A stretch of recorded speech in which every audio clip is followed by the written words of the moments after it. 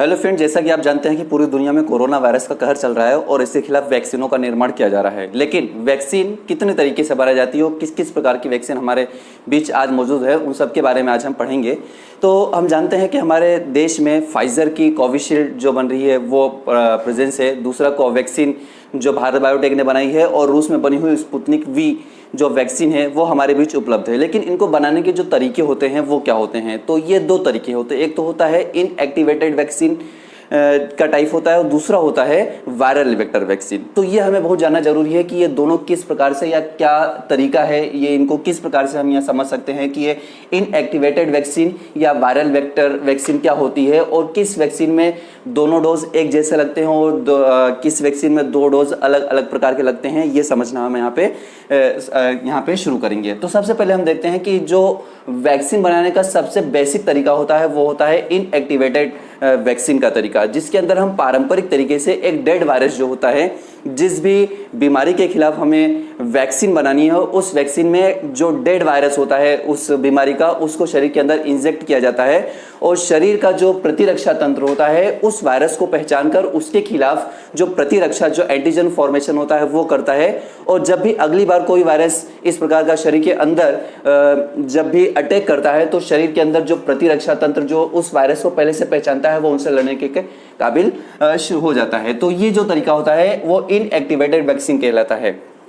इस तरीके के आधार पर हमारे देश में जो कोवैक्सीन बनी हुई है भारत बायोटेक के द्वारा, जो पूरे वर्ल्ड में 617 वेरिएंट्स, कोरोना वायरस के जो 617 वेरिएंट्स है उन सभी पे कारगर है, जिसको WHO ने मान्यता दी है। ये हमारे लिए गौरव की बात है। तो यहाँ पर जो पहला तरीका होता है वो होता है इनएक्टिवेटेड वैक्सीन। यह पारंपरिक ट्रेडिशनल तरीका होता है जिसके अंदर मृत या डेड वायरस को शरीर में डाला जाता है और शरीर का प्रतिरक्षा तंत्र इसको पहचान कर इसके खिलाफ प्रतिरक्षा उत्पन्न करता है, जैसे कि कोवैक्सीन हमने यहाँ पे पढ़ लिया। अब जो दूसरा तरीका होता है वैक्सीन बनाने का वो होता है वायरल वेक्टर। तो इसके अंदर एक वेक्टर लिया जाता है। वेक्टर जो होता है वो ऐसा वायरस होता है जो किसी जानवर के अंदर पहले से प्रेजेंस हो सकता है।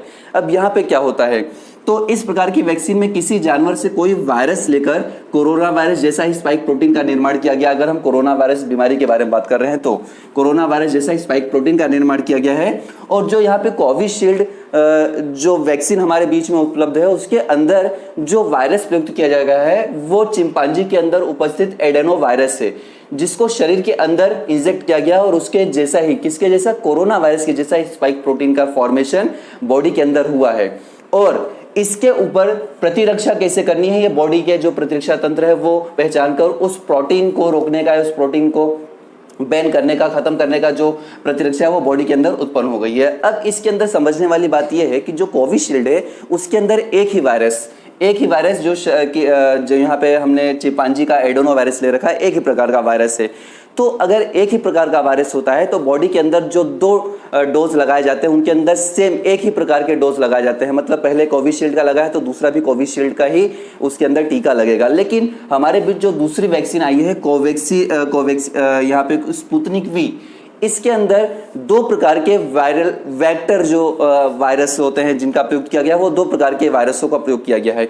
इसलिए स्पुतनिक वी के अंदर दो डोज तो लगेंगे, लेकिन इसके अंदर पहला डोज जो होगा वो पहले वायरस का होगा, जो वेक्टर वायरस होगा उसका होगा, और जो दूसरा डोज होगा वो दूसरे वायरस का होगा जो उस वैक्सीन को बनाते समय प्रयुक्त किया गया है। तो इस प्रकार से हम समझ सकते हैं कि जो वायरल वेक्टर वैक्सीन होती है और जो यहाँ पे इनएक्टिवेटेड वैक्सीन होती है उनके बीच में क्या अंतर है और किस वैक्सीन के अंदर एक ही प्रकार के डोज दोनों टाइम लेने होते हैं और दोनों टाइम अगर अलग अलग प्रकार के डोज लेने होते हैं तो किस प्रकार से क्यों लेने होते हैं। तो ये वीडियो अगर आपको अच्छा लगा हो, आपको जानकारी भरा लगा हो तो इस वीडियो को लाइक कीजिए, शेयर कीजिए, सब्सक्राइब जरूर कीजिए चैनल को। तब तक के लिए जय हिंद।